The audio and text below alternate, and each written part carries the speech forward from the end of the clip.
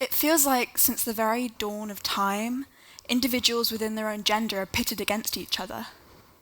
Women often subconsciously feel like other women are their competition. For example, they need to compete for likes on their Facebook profile, and attention from the opposite sex, or even how well they can wing their eyeliner. This want for popularity on social media and in real life draws away from the need that women have to create a sisterhood, which we desperately need.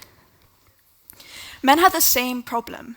However, it is hidden beneath the surface of their otherwise friendly greetings of bro and a quick pat on the back. The social construct that is gender roles dictate that men must be the very definition of masculine, which is having qualities or appearance traditionally associated with men, especially strength and aggressiveness. If anyone strays from the social norms, they're labelled as effeminate, or as some more ignorant people might call them, gay. I have witnessed boys at age 15 shamed for not having sex by their friends, and those same friends asking their female peers to get it over with and sleep with them.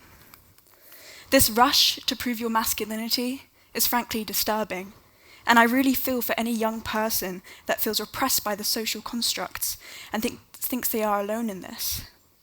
From my experience, young people do not agree with the social norms, however they do abide by them without even realizing it. The sexualization of women is an example of this. Women's bodies are used to sell everything from beer to burgers. The American Psychological Association, or APA, explained that the sexualization is not only having a negative effect on women, but also men's perception of women. The APA stated that the sexualization occurs when a person's value comes only from his or her sexual appeal or behavior, that is, made into a thing for others' sexual use, rather than seen as a person with the capacity for independent action and decision-making. An advert from Dolce & Gabbana featured a woman being pinned down by a man whilst 3 other men watched. Calvin Klein ran an ad featuring a young woman being held down and undressed by a man whilst a man held her head over his lap. Whilst Relish, an Italian fashion company, depicted several billboards of police officers groping models.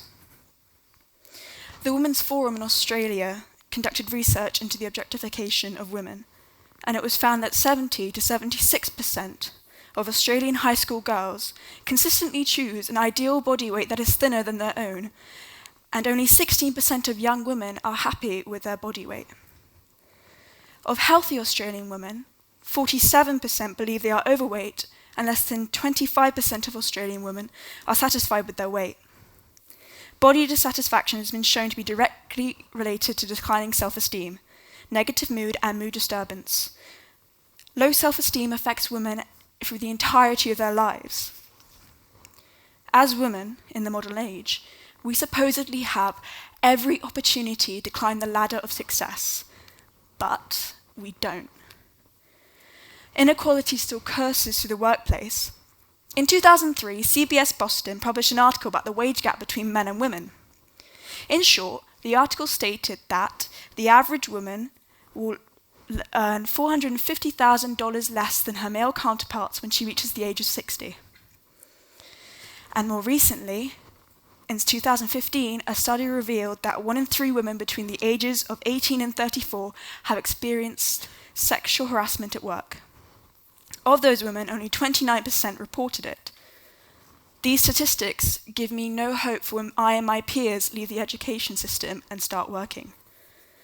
However, they are not as shocking as the recent developments with the misogynist figure, Rush V, campaigning to legalize rape on private property in order to teach women a lesson.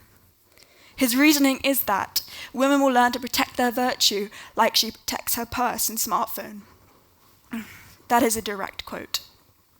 He also specifically advocates for the violent taking of a woman, a term heavy with the implication that rape must always be explicitly violent to count as rape.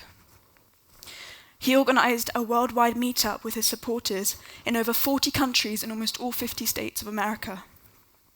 Fortunately, he cancelled it due to threats of violence. Now, I know that nothing official will come of this.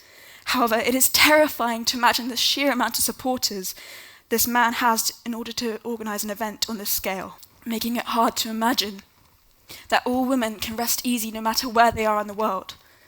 Although, this shouldn't be as shocking if you know that half the girls in Yemen will become child brides, and that 65% of Brazilians believe that if a woman is dressed in revealing clothes, she deserves to be raped. I was 12 years old when a family member told me that men are the predators and women are the prey. They then went on to explain that if I didn't learn to speak daintily, boys would never like me. That if I didn't learn to say sweet things despite what is truly on my mind, men would despise me. As if that should matter to 12-year-old me. 12-year-old me with pink shoes on my feet and pigtails on my head and round rosy cheeks. But it did. My head was already filled with fanciful tales of men riding in and saving me from my mundane life. I never once contemplated the idea of a woman wearing sparkling armour and whisking me away to a foreign land filled with promise.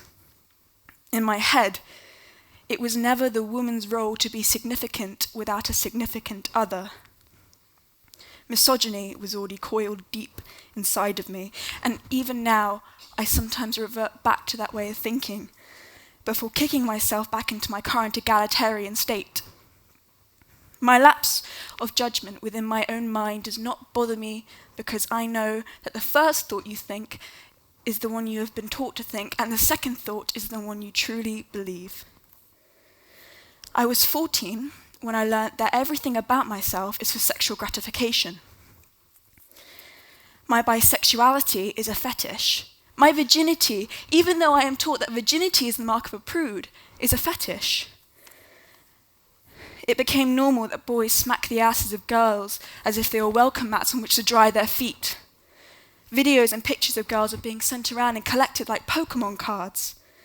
The only words of advice given from girl to girl was to look around before your head goes down. It is normal for my friends to proudly state that boys have remarked upon their blowjob lips and eyes, whilst I wither away at the memory of my friend telling me I could be pretty if I tried. Pretty, a word I have come to despise. Girls and boys are categorized by this word. Girls must be soft, caring and pretty. Boys must be strong, heroic and pretty. I don't want to be pretty. I want a natural smile, not fake for the benefit of others. I want to eat what I like without having to utilize the calculator in my head as I count down how many calories I have left. I want to walk with my head held high, wearing the clothes I like, not worrying if anyone else cares.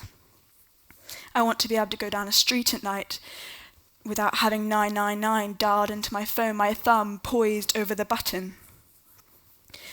I never want to be merely pretty. I am a human with thoughts and opinions. I have the ability to do whatever I please and become whoever I want to be. I want to offend people with my own unadulterated confidence, as they realize that yes, too, they can be more than pretty, and if pretty is what you or I want to be, that is brilliant, but there is more than just pretty. Thank you.